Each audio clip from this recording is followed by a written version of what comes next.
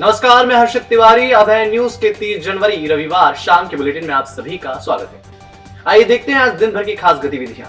इस बुलेटिन के प्रायोजक हैं आर के निवास बाय आर के डेवलपर्स। शानदार घर खरीदें अब अपने बजट में। शनिवार को बेटी की शादी की व्यवस्थाओं में व्यस्त परिवार का हौसला उस समय जवाब दे गया जब दूल्हे ने बारात लाने से इनकार कर दिया।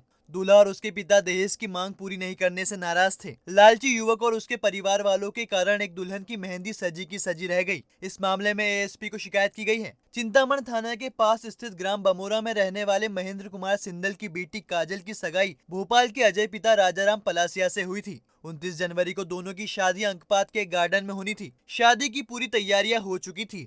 घर वाले बारात का इंतजार कर रहे थे, लेकिन बारात आई ही नहीं। दरअसल 3 दिन पहले काजल के घर अजय का एक दोस्त तैयारियों का जायजा लेने आया था। जाते वक्त उसने काजल के परिजनों के सामने 25 लाख रुपए नगद और कार की मांग रखी थी।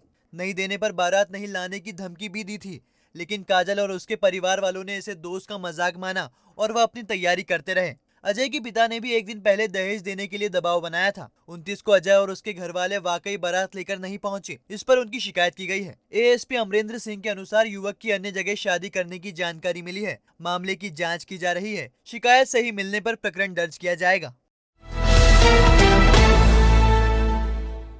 शहर के प्रतिष्ठित गुजराती समाज के कार्यकारिणी सदस्य चुनाव में कुल 77% मतदाताओं ने वोट डाले। ठंड के कारण सुबह मतदान की गति धीमी रही, लेकिन दोपहर बाद इसमें काफी तेजी आई। शाम 6:30 बजे से मतगणना शुरू हुई और इसमें दोनों पैनल के प्रत्याशियों के बीच मुकाबला फंसा हुआ है। परिणाम रात तक आने की उम्मीद है। गुजराती समाज अपनी 27 सदस्यीय कार्यकारिणी के लिए हर 2 साल में 10 नए सदस्य चुनता है। इस बार भी 2 पैनल से 20 उम्मीदवार मैदान में उतरे हैं। रविवार को ठंड के कारण शुरुआती दौर में धीमी गति से मतदान हुआ, लेकिन दोपहर होते होते इसमें तेजी आ गई। 1342 मतदाताओं में से 1035 मतदाताओं ने वोट डाले। यह फीसदी में 77 रहा।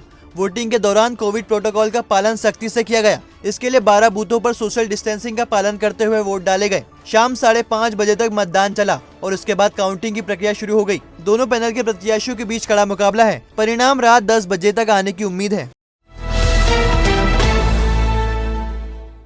शिप्रा शुद्धिकरण को लेकर रामादल अखाड़े के संतों की सीएम से मुलाकात के बाद खुली नहर के प्रस्ताव पर सहमति बन गई है। सीएम ने प्रस्ताव का परीक्षण करने के निर्देश दिए हैं। दरअसल संत खान नदी के पानी के कारण शिप्रा में हो रहे प्रदूषण को लेकर सीएम शिवराज सिंह चौहान से मिलने पहुंचे थे। संतों ने सीएम को त्रिवेणी से लेकर कालियादेह पैलेस तक नहर निर्माण के जरिए खान का पानी ले जाने का प्रस्ताव दिया। खुली नहर के इस प्रस्ताव पर रामा दल के अखाड़े पहले से ही तैयार है। दल के महंत डॉक्टर रामेश्वर दास महाराज ने बताया कि खान नदी का पानी शिप्रा में मिलने से रोकने का केवल एक ही उपाय है कि त्रिवेणी से लेकर कालियादेह महल तक नहर बनाकर खान नदी का पानी बाहर निकाला जाए। ट्रीटमेंट किया है, जल आचमन लायक नहीं है। इस पर सीएम ने सहमति जताते हुए मुख्य सचिव को संत समाज के साथ नहर का सर्वे करने के निर्देश जारी किए हैं। हमारी मांग एक ही है कि शिप्रा शुद्ध हो और उसके लिए शुद्ध होने के लिए त्रिवेणी से कालियादेह महल तक खुली नहर बनाई जाए ताकि इंदौर के कान नदी का पानी कालियादेह महल तक चला जाए। और जो हमारा सिमस्त पर्व में स्नान राम घाट पर होता है और जितने भी पर्व होते हैं उस पर्व पे स्नान राम घाट पे होते हैं, तो ये जो धार्मिक महत्ता का क्षेत्र है त्रिवेणी से कालियादेह महल तक, तो ये इतना स्वच्छ हो और हम सबकी जो इच्छा थी वही उन्होंने बात मान ली। इसलिए हम माननीय मुख्यमंत्री महोदय का बड़ा धन्यवाद करते हैं। विश्व कल्याण परिवार कल्याण कोरोना व ओमिक्रॉन महामारी से निवृत्ति को लेकर पंडित कमलेश व्यास उज्जैन वाले ने श्री परशुराम वैद विद्या प्रतिष्ठान भैरवगढ़ रोड में महामृत्युंजय यज्ञ किया। यज्ञ की शुरुआत 26 जनवरी से हुई थी और इसकी पूर्णाहुति रविवार को हुई। यज्ञ के दौरान 5 दिन तक आहुतियां डाली गई और विश्व कल्याण की कामना की गई। पंडित कमलेश व्यास ने बताया कि कोरोना व ओमिक्रॉन महामारी से मुक्ति के लिए महायज्ञ किया गया था। इसमें 5 दिन तक महामृत्युंजय यज्ञ किया गया।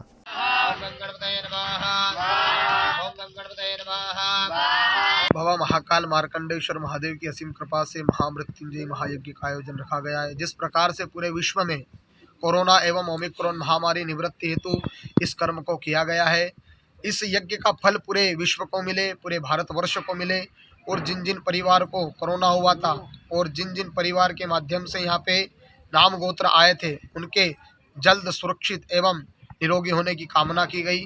एवं महामृत्युंजय महायज्ञ का विशेष महत्व तो यह है कि इस संसार से इस महामारी का निवृत्ति हो, इसी आशा से इस यज्ञ को किया गया था। परशुराम वेद विद्या प्रतिष्ठान पंडित शांतिलाल जी व्यास के प्रेरणा स्तोत्र से इस यज्ञ का शुभारंभ हुआ एवं आचार्य पंडित कमलेश व्यास एवं हमारे जितने भी ब्राह्मण मंडली है उनके मुखारविंद से यह इस यज्ञ का समापन हुआ। खाटू श्याम श्री महाकाल अखाड़ा में संतों ने रविवार को कई मुद्दों पर चर्चा की। मुख्य मुद्दा 4 से 6 मार्च को होने वाले संत सम्मेलन की तैयारियों का रहा। साधु संतों को जोड़ने से लेकर वनवासी क्षेत्र में धर्मांतरण पर भी चर्चा हुई। दरअसल उज्जैन में खाटू श्याम अखाड़ा स्थापित किया गया है। गायत्री मंदिर परिसर में हुई बैठक में अखाड़े के संत महंतों ने कई मुद्दों पर विचार किया। अखाड़े से ऐसे संतों को जोड़ने पर चर्चा हुई जो गृहस्थ है और जिन्हें संतों की तरह सम्मान नहीं मिल रहा। इसी तरह वनवासी क्षेत्रों में होने वाले धर्मांतरण पर भी चर्चा की गई। मीटिंग में महाराष्ट्र, राजस्थान, तेलंगाना के संत भी शामिल हुए। सबसे खास 4 से 6 मार्च को होने वाले संत सम्मेलन की तैयारी रही। चिंतामन गणेश के रावल जी महाराज ने बताया कि कई मुद्दों पर चर्चा की गई। खास तौर पर 4 से 6 मार्च को होने वाले संत सम्मेलन पर फोकस किया गया। ये उज्जैन का मुरलीपुरा में गायत्री मंदिर है। यहाँ पर खाटू श्याम श्री महाकाल अखाड़ा इसकी प्रबंध कार्यकारिणी समिति की बैठक आज रखी थी। चूँकि अभी 1 वर्ष पहले खाटू श्याम श्री महाकाल अखाड़े की स्थापना हुई थी, उसके लगातार बैठकें, लगातार कार्यक्रम हुए हैं। इसमें महामंडलेश्वर महंत, श्री महंत और अखिल भारतीय रुद्र महासभा ऐसा एक संगठन, उसकी भी घोषणा आज हुई है। उसके राष्ट्रीय उपाध्यक्ष, उसके प्रदेश के अध्यक्ष, उपाध्यक्ष आज की उसकी घोषणा हुई है। ऐसे इसकी महंत, श्रीमंत, महामंडलेश्वर ऐसे लगातार दायित्व रहेंगे। और ये जो अखाड़ा है ये गृहस्थ और जो संत ऐसे जिनके अनपेक्षित है, जो समाज में कहीं न कहीं उनको सम्मान नहीं मिलता, उन सभी संतों को एक साथ जोड़ने का अखाड़ा है। और वनवासी क्षेत्र में जहाँ धर्मांतरण हो रहा है उन सब हिंदुओं को सनातन धर्म वापस लाने के लिए एक मुहिम चलाई जाएगी। इसलिए एक बैठक यहाँ पर आयोजित की है। उज्जैन नगर निगम में गैंगमैन के पद पर पदस्थ आनंद भेरवे और उनकी पत्नी जया को गणतंत्र दिवस पर अपर आयुक्त मनोज पाठक ने प्रशस्ति पत्र देकर सम्मानित किया। भेरवे दंपत्ति ने लॉकडाउन के समय जरूरतमंदों की मदद के लिए अपने जेवर बेचकर राशन की व्यवस्था की थी। उज्जैन में मामूली तनख्वाह पर काम करने वाली आनंद खुद भी आर्थिक तौर पर मजबूत नहीं है, लेकिन लॉकडाउन के समय वह अपने क्षेत्र की जनता का दुख नहीं देख पाए। अपनी पत्नी से बात कर मंगलसूत्र निकाला और 44,000 रुपए में बेच आए। इन पैसों से क्षेत्र में रहने वाले लगभग 70 परिवारों के लिए राशन की व्यवस्था की। आनंद और उनकी पत्नी जया के इस मानवतावादी काम के लिए उन्हें निगम की ओर से प्रशस्ति पत्र देकर सम्मानित किया गया है।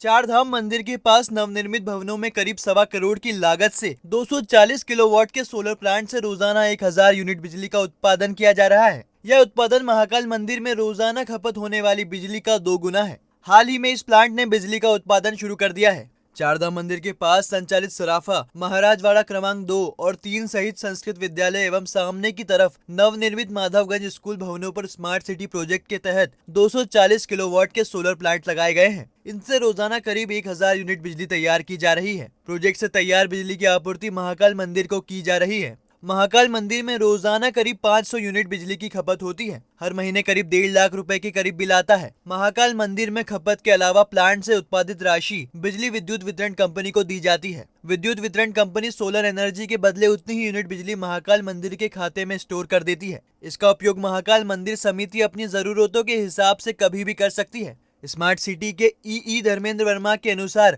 मुंबई की ई ऊर्जा इंफ्रास्ट्रक्चर प्राइवेट लिमिटेड ने सोलर प्लांट लगाया है। माधवगंज स्कूल की छत पर लगे करीब 30 किलोवाट के सोलर प्लांट ने भी हाल ही में उत्पादन शुरू किया है। शेष प्लांट नवंबर से बिजली का उत्पादन कर रहे हैं। भी उत्पन्न कर पाएंगे। इसके अतिरिक्त हमने 2 जगह और सोलर प्लांट्स ऑलरेडी लगा रखे, नूतन स्कूल और गणेश स्कूल में। उससे भी हमें जो बिजली मिलेगी, इस प्रकार से हम लगभग 100% बिजली जितनी हम इसमें हमारे उपयोग में आने वाली है, उसका उत्पादन हम सोलर प्लांट के माध्यम से कर सकेंगे। उज्जैन रेलवे स्टेशन के प्लेटफॉर्म नंबर 1 और 2 की तरह 7 व 8 पर अब यात्रियों को सभी सुविधाएं मुहैया करवाई जाएगी। इसके लिए इन दोनों प्लेटफॉर्म का विस्तार किया जा रहा है। रेलवे ने 7 और 8 नंबर प्लेटफॉर्म पर लंबी दूरी की महत्वपूर्ण ट्रेनों के ठहराव की तैयारी भी कर ली है, ताकि मुख्य प्लेटफॉर्म पर दबाव बढ़ने पर इन प्लेटफॉर्म का उपयोग किया जा सके। रेलवे ने 7 और 8 नंबर प्लेटफॉर्म पर लंबी दूरी की महत्वपूर्ण ट्रेनों के ठहराव की तैयारी भी कर ली है, ताकि मुख्य प्लेटफॉर्म पर दबाव बढ़ने पर इन प्लेटफॉर्म का उपयोग किया जा सके। प्लेटफॉर्म नंबर 7 पर ट्रैक बना दिया गया है। वही 8 नंबर प्लेटफॉर्म से वर्तमान में ट्रेनें नहीं गुजरती, यहाँ बोगियां खड़ी की जाती है। इसके अलावा चिंतामण और विक्रमनगर स्टेशन भी तैयार हो चुके हैं। प्लेटफॉर्म के पीछे कंट्रोल रूम का भी निर्माण पूरा हो गया है। केबल शिफ्टिंग, पटरियां बदलने के साथ प्लेटफॉर्म की ऊंचाई को भी बढ़ाया गया है। माधवनगर से नीलगंगा तक प्लेटफॉर्म का विस्तार किया जा रहा है। इसके तहत फर्श का काम पूरा हो चुका है और शेड बनाना शुरू हो गया है। काम पूरा होने पर इस ट्रैक से गुजरने वाली लंबी दूरी की ट्रेन को शिफ्ट करने में मदद मिलेगी। और अब खबरें दे दनादन। के मामले में 3 आरोपियों को सजा होने की खुशी सीएसपी पल्लवी शुक्ला ने मिठाई बांटकर मनाई। दरअसल 3 साल पहले इंदौर में सीएसपी रहते हुए शुक्ला ने वही मिठाई मंगवाई और सभी को वितरित की। कलेक्टर आशीष सिंह ने सराफा क्षेत्र स्थित राशन दुकान श्री कृष्णा भंडार का मुआयना किया। यहाँ राशन का वितरण ठीक मिला, लेकिन राष्ट्रपिता महात्मा गांधी के 74वें शहीदी दिवस पर sir Syed Ahmad welfare society ने महाकाल मार्ग स्थित अपंग आश्रम वासियों को दूध, ब्रेड एवं फल का वितरण किया गया। साथ ही महात्मा गांधी एवं प्रधानमंत्री नरेंद्र मोदी के स्वच्छ भारत अभियान के अंतर्गत आश्रम की साफ सफाई की गई, पौधारोपण किया गया। इस वर्ष के महात्मा गांधी अवार्ड से वरिष्ठ समाज सेवी रामचंद्र सोलपंखी एवं वरिष्ठ अधिवक्ता जाहिर नूर को सम्मानित किया गया। महात्मा गांधी के शहीदी दिवस पर माधव विज्ञान महाविद्यालय में विद्यार्थियों ने गांधी जी के भजन गाए। गंभीर बांध से पानी ले रहे 3 हॉर्स पावर की मोटर पीएचई के गश्ती दल ने जब्त की है। अब तक गश्ती दल 15 मोटर पंप जब्त कर चुका है। कलेक्टर आशीष सिंह ने किशोरों को दूसरा डोज देने पर जोर दिया है। इसमें 15 से 18 साल के बच्चों को वैक्सीनेशन हर हाल में करने पर जोर दिया। ऐसे बच्चे जिनके सेकेंड डोज का टाइम हो गया है, वह भी अपनी डोज जल्दी से ले ले। कलेक्टर ने निजी स्कूल के संचालकों के साथ बैठक में कहा कि ऐसे बच्चे जिनके अभिभावक बगैर किसी ठोस कारण के बच्चों को टीका नहीं लगवा रहे हैं, उन्हें ऑनलाइन क्लासेस की लिंक न भेजी जाए। तो आपने देखा हमारा बुलेटिन। आपको हमारा बुलेटिन कैसा लगा, इसका फीडबैक कमेंट सेक्शन में जरूर दीजिएगा। तो फिर मिलेंगे नए बुलेटिन के साथ। नमस्कार।